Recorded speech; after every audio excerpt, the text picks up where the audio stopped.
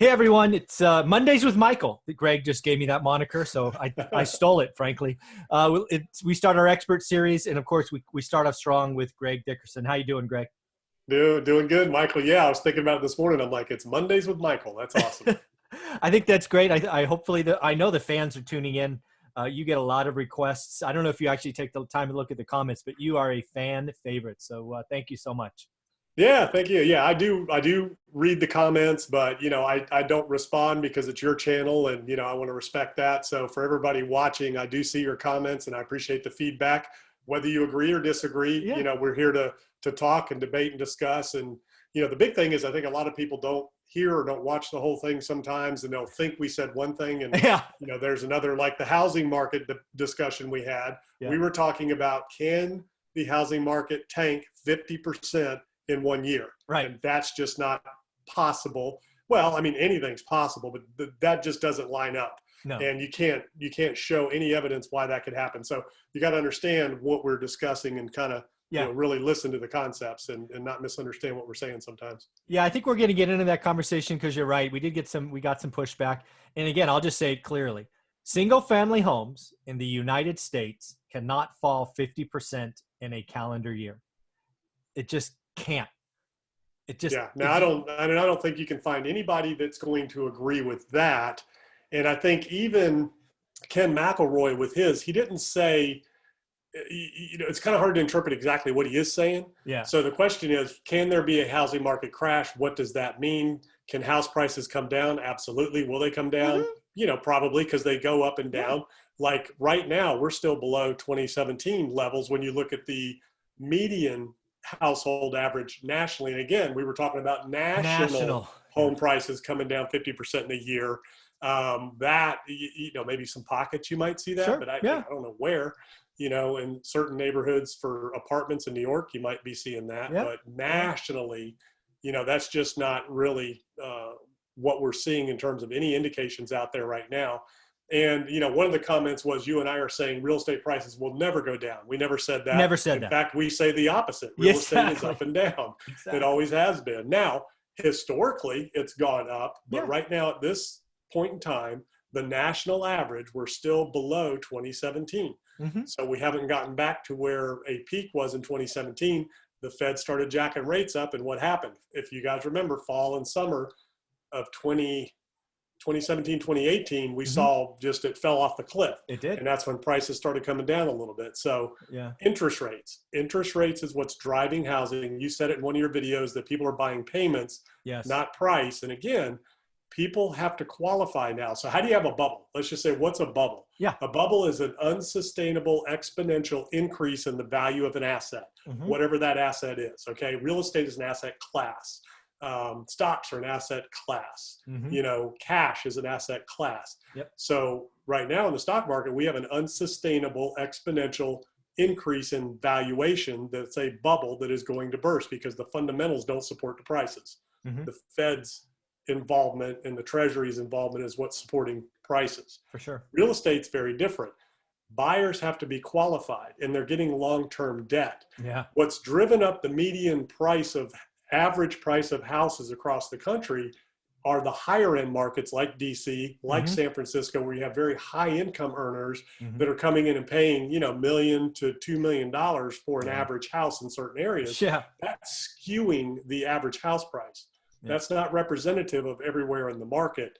There's still a lot of areas in the market where houses are under 300 grand. Oh yeah. They're not exponentially increasing like some of these high demand areas like Silicon Valley, like DC, like Manhattan.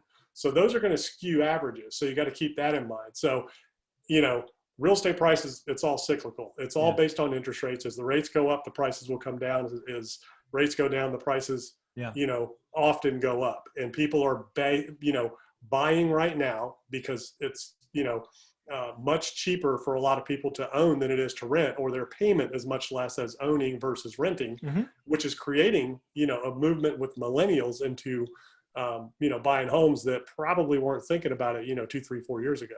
Yeah, I just want to echo everything you've said because we agree on this topic. We agree 100%. There's a lot of channels out there today pointing at 2020 prices, right? The median price, and then they're showing the chart. Oh, look all the way back at 2008. We are above 2008 prices. Absolutely. Folks, it's not about prices, right? It is about the payment, right? And I go back to the one thing that saved us in the last crisis, and it was called the affordability index, right? It basically takes the average income for an area, and mine is produced because everybody always asks, California Association of Realtors, CAR. So my data, my experiences with California, but every big metro has an affordability index. Go look it up. So back in 2008, the affordability index in Fresno, California was below 20, which meant 1 in 5 people could afford the average home at the average price with the average income. And that's a problem. It was trending down, and it got as low as 16 or something because of funny lending, right? When you have an affordability index that low, you have bad lending because you just got to go create more buyers. That's how you get a bubble, for your example. Absolutely right. So let's talk about today, folks. The affordability index today in Fresno, it was 47 in January. And today in early September, so I don't know, late September, it was 50. It actually went up. How could that be? It's because interest rates are lower, right? It's the payment. So stop telling me about price being above 2008. Interest rates in 2008 were 6 and 7%. They're 2 3/4 today. Price is almost irrelevant. Now, this can run for a long time and become unaffordable. Absolutely. But there's a long way to go in lots of markets. So, yeah, and there is pushback. So we are seeing pushback on prices. So what was happening 08 and 09, people were paying anything and everything because anybody could borrow. Yep. Nowadays, you have to qualify. It's based on your income, 30% of your household income towards, your mortgage and, insurance, taxes, all that. They look at that. They qualify you, and you have to have, you can't get these, 95% loans anymore. Everybody's got to put a down payment down. So, that's number one. And number two, with that interest rate and the whole payment thing, in terms of the exponential growth in prices, people are pushing back. So even with cheap payments and all that, people still are getting to a point in certain areas where they're saying, I'm not paying more than X for a property. And when people are submitting bids, they're submitting a highest and best. So it's not continuing to exponentially grow. It stops at a point. And just think about cars, okay? Yeah. Cars are where they are now because of interest rates and extending, the loan cycle loan term out to reduce the payments. Yep. That's why cars are $70,000 to $100,000 now for a pickup truck or Suburban. 70 to 100 grand for the average pickup truck or Suburban loaded. Now you can probably get one for about 40 or 50 still. But I mean, back when I was buying, when I first bought my first vehicle, it was like 30 grand for a Ford pickup, So think about that. Now, have you seen vehicle prices double over, since 2008 and 9? Not really. They've gone up, but they haven't doubled. Right. Can they double from here? Not unless you draw the financing out to, 10 or 20 years, which we might see. Yeah. Yeah. And on the vehicles, the thing that kills me, I've got a Suburban now, and I tell you, you pay more for a vehicle, and this thing's got 130,000 miles on it, and I've got all kinds of stuff breaking because they're, buying the cheapest parts they can find to build these vehicles. Wow. My last Suburban was a 2005. I got 300,000 miles on it, or put 300,000 miles on it, had hardly any trouble with it. Wow. This one's brand new, 2016. I got 136,000 miles on it. Everything's breaking. Time for a new truck. Hey, one of the things I want to talk about that you talked about in your examples of asset classes is cash. And it's funny, I just saw an interview it was on Graham Stephan's channel with Kevin O'Leary, right, from Shark Tank fame. Mr. Wonderful, I think he goes by the nickname. Yeah. And I want to talk about one phrase that Kevin talked about in that video. And he acknowledged that he's sitting on a lot of cash because he's had a couple of exits from some commercial office buildings. And I want to talk about that because on one side, you have what I think for you and I've been pretty clear. I'm sitting on more cash than I ever had because I'm looking at the future going, I see deals into the future. And Kevin O'Leary, again, Shark Tank fame, came out and said, you know what, I'm going to be sitting on all this cash for 3 years. He's just going to patiently wait it out. And, then you have other people like Ray Dalio coming out and say cash is trash. So I put that video out, I think it was Saturday, and I got all kinds of odd responses. Like, why would he do that? Why is Kevin O'Leary's an idiot? Why does he want to sit on all that money? And I'm like, well, guys, he pays cash for stuff. He's going to wait for the market. He's going to wait for price discovery. Right now, people are jumping in early. So I wanted to hear what you thought. Are you on Kevin O'Leary's side where you're being conservative with cash and looking way into the future, meaning not next year, but potentially 2022 or 23? Or are you like Ray Dalio where you got to get rid of the cash as fast as possible? So Ray is brilliant. One of the largest, if not the largest hedge fund, managers, hedge fund managers in the world. Yep. Bridgewater. So you got to understand when he speaks, he's speaking for a purpose and a reason because he has an interest in what he's saying. Right. So he can't make any money if you're holding on to cash. Understand true. that. That's a good point. Understand number two, he's had his worst year ever this year. He's missed it completely. Yeah. Okay. Good point. Now, Warren Buffett, most successful investor ever. Charlie Munger, his partner. What are they sitting on? Cash. Okay. They've made a couple moves, but they're sitting on cash and they're doing it for a reason. And they've been the most successful investors in the history of the world of investing. Nobody else has even come close. Yep. Kevin O'Leary is extremely brilliant, smart guy, and he's sitting on cash. So for anybody who thinks cash is trash or that cash is going to devalue and King Dollar is no longer going to reign, that doesn't add up either. That's like saying, the house market's going to lose 50% the next year. The U.S. dollar is the world reserve currency. It is, and it always will be. The United States dollar is the safe haven of the world. When the rest of the world is falling apart, they pile into U.S. assets and U.S. dollars because we have the largest economy. And even with everything that's going on, at the end of the day, we have that Constitution and we have the rule of law that reigns. Even with some of the little wild extreme things that are going on here and there, we have the most sophisticated system and the most free enterprise and commerce system in the world. And, we don't have corruption at the levels that you see in other countries. Yeah. There's political corruption for personal gain, but they're not stopping commerce from happening because of, different things. We can go out, you and me can start any kind of business we want tomorrow with nobody stopping us. Absolutely. You can't do that in a lot of other countries. So that is fundamentally the thing that you got to understand about the dollar. And we can't even create inflation. The Fed is trying to create inflation, and that hasn't happened since 2008 and 9. Even with all the liquidity, QE, and everything, we can't create inflation, okay? So until you see hyperinflation, the dollar really isn't going to lose any of its strength or any of its value or its place in the world. No other currency will replace the dollar because there is no free enterprise system like the United States. So whatever your beliefs are, good or bad, it is what it is. This is the only place in the world where you can carve your own path. That's not going to change no matter who is in charge of policy, no matter who the administration is. It hasn't since the beginning, and it's not going to, because that's what keeps us, a sovereign nation. Yeah, there's a couple things that I wanted to point out here. First and foremost, Ray Dalio, again, there's two people that I see headlines out there that I'll read. One is Ray Dalio, the other is Warren Buffett. It's funny that you brought them both up. But yeah, Ray Dalio has a mission, right? Bridgewater Capital, as of, I think I read a July report, was still the largest hedge fund. He's had a couple of rough years. The last two have been his worst by far because he just missed it. But where I wanted to get to is I saw this quote the other day and I really liked it. And it's the fact that you can turn cash into anything, but you can't turn anything into cash. Right.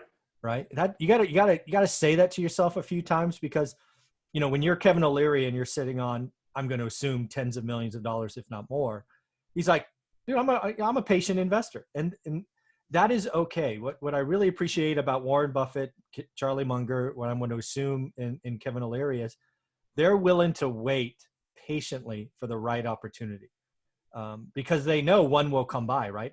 I talk about it all the time. Opportunity, the deal of the decade comes around once a year. And they're just going to wait for that deal to come by and they're going to just take it off. That's what I think. So any thoughts on that quote? You could turn cash into anything, but you can't turn anything into cash. Yeah, exactly. There's a lot of analogies you could use there, but gold, for instance, okay, right now, you can't necessarily, well, I guess you can turn gold into cash, but you can't take gold to the grocery store and buy groceries. Right. And things like that. There are times when you can't turn real estate in cash. Absolutely. Yeah. You couldn't even give it away. Yeah, it was too expensive. I remember. Yeah. And there's still some cities now. I don't mean to bang on Detroit, but there's some areas in Detroit where they still can't even give property away because it's more of a liability to own it than it is, You're right. that you can do anything with it. So, and that's what we are seeing right now with quantitative easing, what the Fed's doing. They can pump liquidity into the markets, but they can't create solvency. Right. So There's a it's difference. the same kind of concept. They can put, cash into the market, but they can't make a bad business good. Can't turn that into a cash generating machine. So I completely agree with that statement. And when you look at what Kevin's talking about, it's opportunistic, right? And I'm opportunistic. So when you're opportunistic and you have the ability to be patient, that's when you get the best deals, and another guy to watch is Sam Zell. Yes. Sam Zell's, the grave dancer. Right. Same thing. He's built his legacy on opportunistic deals and transactions by patiently waiting, a Warren Buffett approach, a Kevin O'Leary approach. Ray Dalio makes his money moving money. Yeah. Okay. So if you're holding on to cash, you can't make any money. Yeah. One more thing, folks, if you don't know who Sam Zell is, do yourself a favor, pick up his biography. I've read it. I actually forget what the title is, but Sam Zell, Zell. Be ready for quite the character. He is fun to watch. Then, the next topic I want to talk about as real estate guys, is what we're seeing in the last 24 hours about Donald Trump's taxes, specifically his federal taxes. And there seems to be a lot of great hubbub around. I think it's 10 out of the last 15 years he's paid 0 federal income taxes. And I wanted to get your thoughts on it. We can go lots of different directions. I got to tell you, when I first saw the headline from the New York Times, I was like, no shit. I'm not surprised. He's a real estate guy. And under the tax code that was created long before him, those were the rules, right? Depreciation, cost segregation, I'm like accelerated depreciation, all these things that give real estate folks the ability to keep moving. I was like, I'm not shocked. I'm shocked he paid taxes 5 years. So I didn't know what you thought of that. And actually, I don't even know if you've seen it, but I thought I'd bring that up.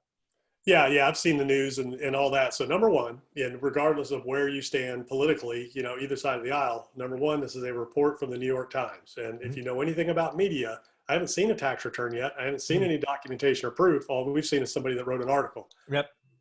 You don't know what's true and what's not true. So that's number one. True. You can't believe everything you hear, especially the New York Times, a newspaper with 0 credibility. Okay. So they are totally, they have an agenda. Politically driven. They have their agenda. They are not reporting facts very often. They're just writing whatever. Now they may have the facts. I don't know, but they haven't produced it. They with their report, they didn't show the documents. Right.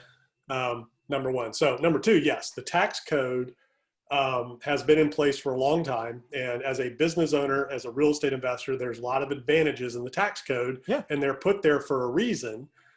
For business owners and entrepreneurs to take advantage of. And there's a lot of ways, like a lot of people are criticizing, oh, he's lost money and all that. Well, he's showing losses. Doesn't always mean he's lost money. So there's lots of ways. There's a subtle difference right there. Showing losses. There's lots of ways to create losses with carry forwards and offsets and things like that are totally within the law and legal. Now, who created the tax code? Okay, well, Joe Biden and people like Joe Biden, Republican and Democrat, that have been in office for the last 20, 30, 40 years. And why did they create these tax incentives, these tax loopholes, these tax laws? Because they are being lobbied by special interests, big corporations that receive the benefit of these tax laws and these incentives in the tax code. And what does lobbying mean? Well, it means they take you out to dinner, they take you on fishing trips, they contribute to your campaign, and they build up favors that you have to repay, and you repay through the tax code. Why has the tax code never been fundamentally, reformed? Because of that reason. That's power. That's where the power comes from, is in the tax code. So it's big corporate America that and special interests that control what the Congress and Senate, what everybody does at the federal level through favors. Okay, that's how they control. That's how politicians receive favors, and that's how they get powers, through a lot of it through the tax code. Obviously there's a lot of other ways too, with giving out money and packing little things in these little bills that they do, and it's both sides of the aisle. They're all, but they're all the same in my opinion. If you're a career politician, first off, we need term limits. Let's just say that. The fact that you could be a 40-year politician, never hold a real job, and become a multimillionaire, that there's something stinky in that equation. That has always bothered me. It's very annoying. Sorry, I just wanted to say that. Well, a lot of them are in it for personal gain. Some might start out whatever, but a lot of them are in it because it's power, it's control, and it's personal gain. And, and that's where a lot of it comes from, is that tax code. So that's why they won't abolish it, get rid of it, and institute a new fair tax system where everybody pays their fair share. And there's a lot of different discussions and debates on how that works: fair tax, consumption tax, flat tax. However, I'm not smart enough to solve all the problems. I just know that if you get rid of the tax code, then everybody will pay their fair share. And if for the people that are under the poverty level or low income, middle class, well, then you give rebates, okay? Because you can track incomes. Yeah. People can pay on consumption or even a flat tax or however that works, and it can be balanced out to where it's fair and everybody pays their fair share according to what they spend. Yep. And people that earn more money do spend more money. Yeah. Period. Look at Donald Trump's taxes. He's got apparently a $75,000 tax deduction for haircuts. So he's wow. Money, I didn't see that one. That's a hell of a haircut, man. Well, they're calling it haircuts, and it has to do with the Apprentice TV show. So when you think about what does that really mean and what is it really that he did? Okay, well, if you're doing a TV show and your wardrobe and your makeup and your hairstyling is part of the show, that's deductible. Absolutely. It is part of the tax code, because it's related to the business. So the question is going to become, what are these things really? What does it really look like? And he's being audited. So at the end of the day, he's either going to owe, and he's going to get hit with penalties and interest and all that, or he's not. Yeah. So, that's what's so interesting about all this. But again, it's everybody who's been in office long before Donald Trump that created these tax laws that everybody in the country at the corporate level, real estate investors, entrepreneurs, all take advantage of, including you and me, because that's where that's what you do. And we pay accountants a lot of money, and tax attorneys. I have a tax attorney and an accountant that I spend a lot of money to help maximize the use of the tax code. The legal, I will pay as much as I'm legally required and happy to do it. Yeah. But now, also, 401ks, IRAs, things like that are also tax incentives, tax loopholes for the average Americans. Yep. And those were created for a reason, so that you could save for your retirement without paying taxes and all that kind of stuff. So it's not just the deductions, it's also the incentives, for retirement, things like that. So there's a lot of different things around this that were all put in place by these career politicians. The key is to, ask Joe Biden, well, wait a minute, if this tax, situation is such a bad thing, why didn't you get rid of it before? Yeah. You've been in office 20 you've had years. 47 years to get rid of it. 47 years. Why haven't you done anything about it before today? And by the way, what does your tax returns look like? I'm sure you've taken advantage of some business deductions and, I'm sure, loopholes in the tax code as well. So I want to get into a couple of very specific questions, because people just need to hear this. First and foremost, I don't know about you, but I will say I was not surprised that he didn't pay any federal taxes. Were you shocked that he paid zero? No, I mean, because there's lots of ways. Some of the biggest corporations in the country don't. In the world don't. Amazon, Amazon made billions and billions of dollars and paid zero. So it's the same idea, right? And again, the tax code was created long before he is in office. It is definitely skewed towards, I'll call it real estate developers as a broad category. And I mean, I've had my taxes greatly reduced after I left my W-2 job, right? Because when you're a W-2 employee, there's this thing's called, I forget what it's called now, but basically if I made X amount of dollars, I couldn't take my losses. So I had to do a carry forward, right? Guess what? I don't have a W-2 job for the last 3 years. My taxes have been greatly affected by depreciation and carry forward loss and cost segregation and, and see, that's the fundamental problem that needs to be solved, is that the average employee that's going to work, which I used to be, is paying the most percentage of tax to income than anybody else. And Donald Trump has said it for years. My secretary pays more tax than I do. I mean, Warren Buffett says that. Absolutely. His secretary. Even Warren Buffett. Everybody that has a business takes advantage of the tax code. Well, we don't take advantage. You just use the tax code. Yeah, it's use just the tax there. code. It's that's why it's there. And the reason is because it spurs investment to create jobs and economy that creates tax revenue.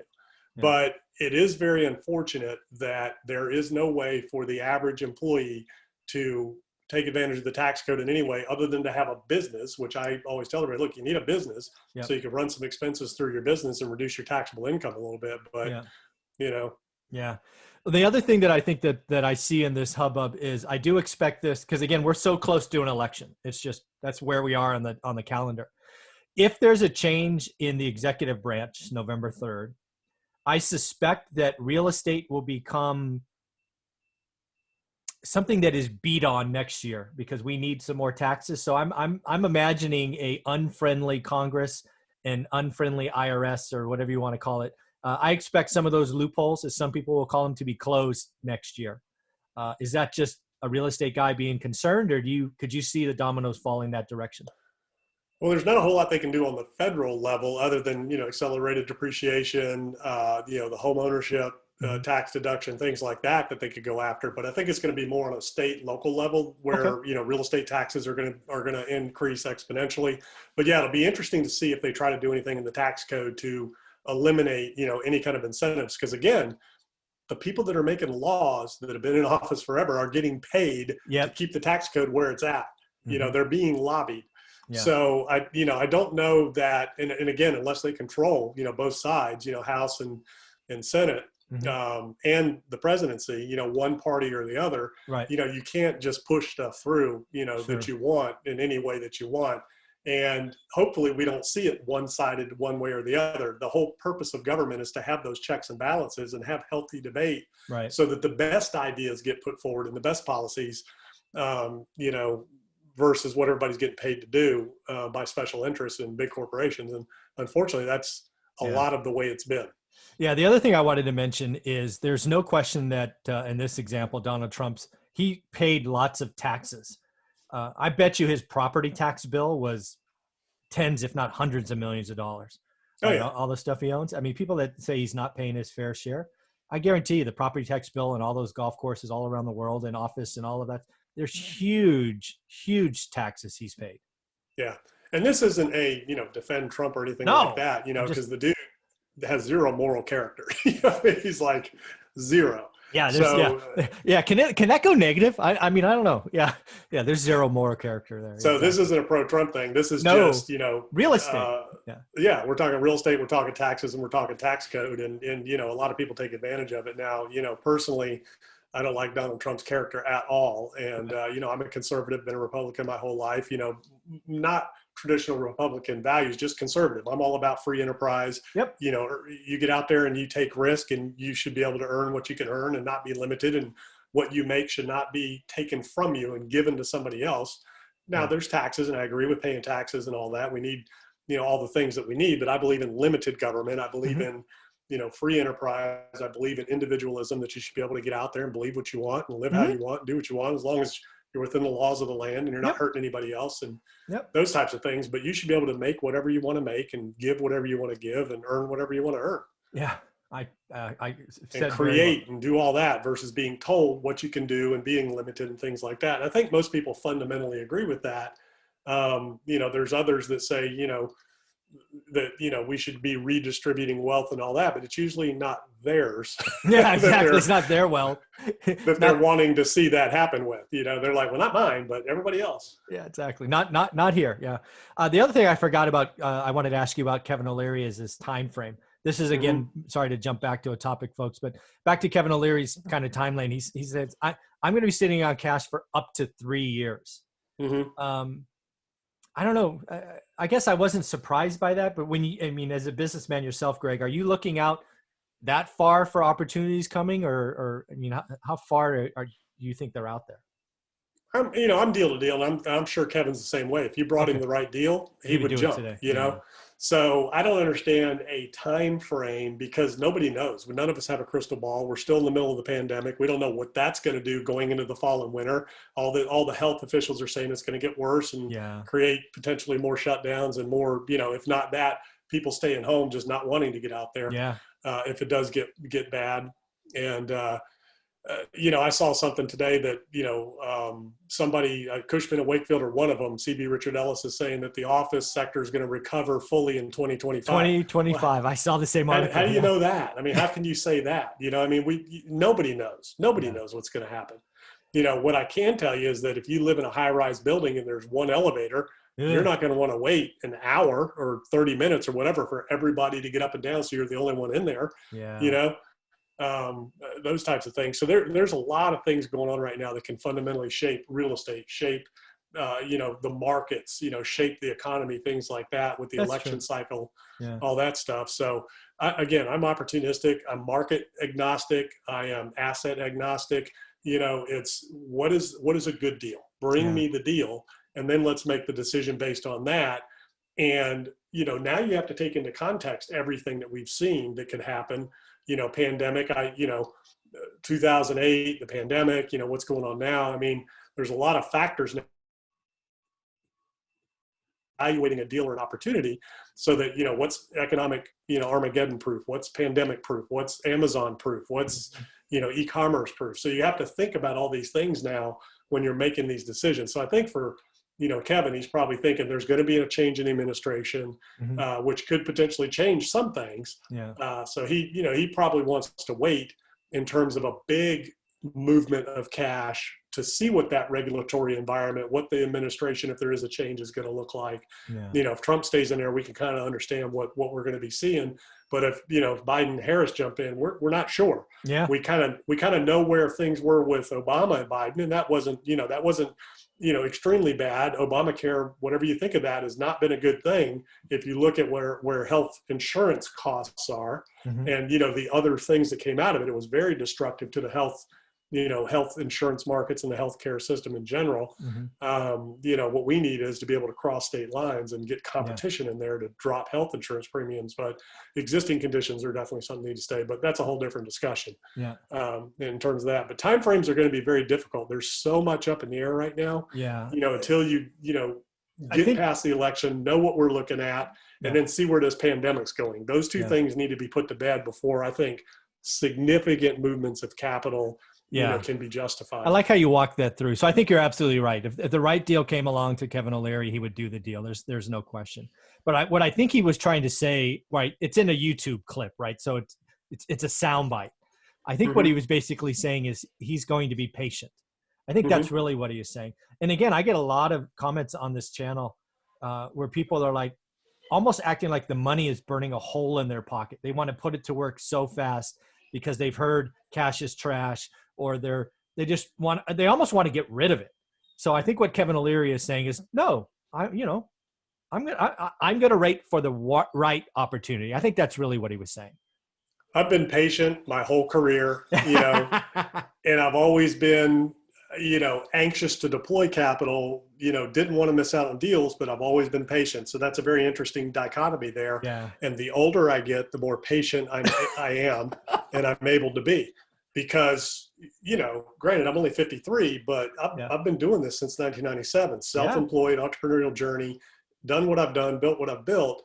I don't want to see it go away in one stupid move because I don't want to miss out on a market move, or I don't want to miss out on this opportunity, So that comes with age a lot of times. The older you get, the more cautious you become and the more careful you are. But I've always been willing to wait, even when the best deal of, the deal of a lifetime comes along every day. And even when I've seen the best deals, I've always been very patient to make sure I was making the right decision before I strike, because I do use a lot of cash, so you want to make sure you're making the right moves. I guess one question I'll ask you as we wrap up this great session. Do you see yourself putting any meaningful new cash to work the remainder of 2020? Just curious. If the right thing came along, yes. But am I on a path and anxious to do that? Absolutely not. I would rather keep it, hold on to it, and sit on it, just versus feeling like I have to do something. But if the right deal came along, sure. Yeah. Okay. Very cool. Well, thank you very much. This was a great show, Greg. I appreciate you. Why don't you tell the folks where your YouTube channel is? Yeah. So it's Greg Dickerson, the Greg Dickerson YouTube channel. Pretty easy to find. Just Greg Dickerson Real Estate, and you'll see me pop up. And yeah, I do watch your comments and read them, and I appreciate you guys commenting in. And if you want to hear us talk about something, or get into an argument or something, just let us know, and we'll pick two sides of something and go after it. Absolutely, that'd be a lot of fun. Let's debate something, folks. Give us something to debate, and we'll purposely take opposite sides and see what happens. All right, Greg. Take care of yourself. Have a wonderful day. All right. All right. You too. Thanks.